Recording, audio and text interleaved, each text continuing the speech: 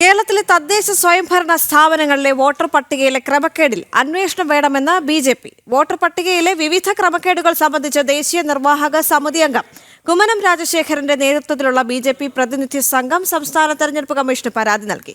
S Shalini ചേരുന്നുണ്ട് കൂടുതൽ വിവരങ്ങളുമായി. ശാലിനി, കേരളത്തിലെ തദ്ദേശ സ്വയംഭരണ സ്ഥാപനങ്ങളിലെ വോട്ടർ പട്ടികയിലെ ക്രമക്കേടുകളുമായി ബന്ധപ്പെട്ട് കൂടുതൽ അന്വേഷണം വേണമെന്നിപ്പോൾ ബി.ജെ.പി. ആവശ്യപ്പെട്ടിരിക്കുകയാണ്. കുമ്മനം രാജശേഖരന്റെ നേതൃത്വത്തിലുള്ള ബി.ജെ.പി. പ്രതിനിധി സംഘം ഇതുമായി ബന്ധപ്പെട്ട് സംസ്ഥാന തെരഞ്ഞെടുപ്പ് കമ്മീഷന് പരാതി നൽകിയിട്ടുണ്ട്.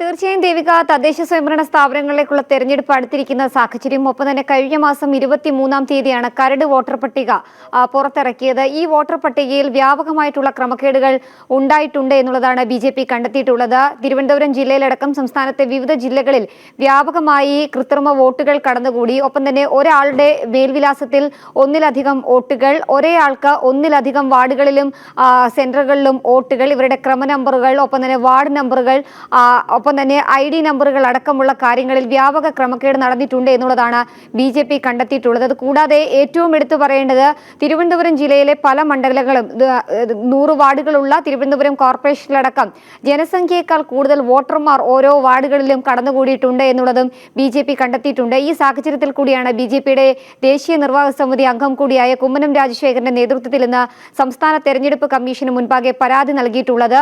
ഒപ്പം തന്നെ പെൻഡ്രൈവിൽ ഇതിന്റെ വിശദാംശങ്ങൾ ഓരോ മണ്ഡലങ്ങൾ കേന്ദ്രീകരിച്ചും ഓരോ വാർഡുകൾ കേന്ദ്രീകരിച്ചും എന്തൊക്കെയാണ് തങ്ങൾ കണ്ടെത്തിയിട്ടുള്ളത്, എന്തൊക്കെ ക്രമക്കേടുകൾ നടന്നിട്ടുണ്ട്, ഒപ്പം തന്നെ മേൽവിലാസം അടക്കമുള്ള കാര്യങ്ങളിൽ വ്യാജന്മാർ കടന്നുകൂടിയിട്ടുണ്ട് എന്നതടക്കമുള്ള വിശദമായ റിപ്പോർട്ട് കൂടി പെൻഡ്രൈവിലാക്കി സംസ്ഥാന തെരഞ്ഞെടുപ്പ് കമ്മീഷണർക്ക് നൽകിയിട്ടുണ്ട്. ഇനി കമ്മീഷനാണ് ഇക്കാര്യത്തിൽ ഒരു അന്തിമ തീരുമാനമെടുക്കേണ്ടത്. അന്വേഷണം അടക്കമുള്ള കാര്യങ്ങൾ ഇക്കാര്യത്തിൽ വേണം. ഒപ്പം തന്നെ പുനഃപരിശോധിക്കണം ഈ കരട് വോട്ടർ പട്ടിക എന്നുള്ളതാണ് ഇപ്പോൾ ബി.ജെ.പി. ആവശ്യപ്പെടുന്നത്. വ്യാപകമായിട്ടുള്ള ക്രമക്കേടുകൾ ഉണ്ടായ സാഹചര്യത്തിലും കണ്ടെത്തിയ സാഹചര്യത്തിലുമാണ് കടുത്ത നടപടികളിലേക്ക് ബി.ജെ.പി.